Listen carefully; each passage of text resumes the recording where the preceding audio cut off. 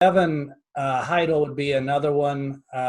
He's of course been with Agri-Best. He's one of the owners, but he has an interesting experience where he has not only raised cattle with the SweetPro products and Redmond products and feeding them, also being a dealer for us for a time, and then working for us in distribution and marketing. But also working all the way at SweetPro, helping them on their manufacturing side. So, Kev, if you could just give just a little bit of your background and connection and some of the things that you find significant with this program.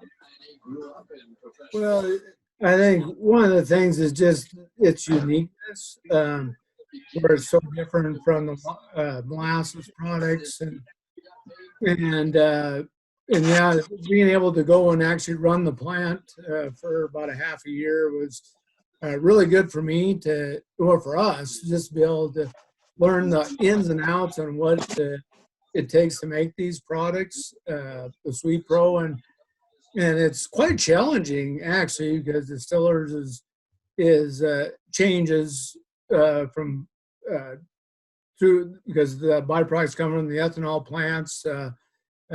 There's some inconsistency, or they can vary a little bit at times. So just learning when the right things, raw ingredients coming in, that certain specs they'd have to be at to make the product work like it needs to, or hardness and stuff. But just then too, just the amazing product that it is. Again, having a lot of experience on our own operation, and then just being able to see it on other producers' operations also. So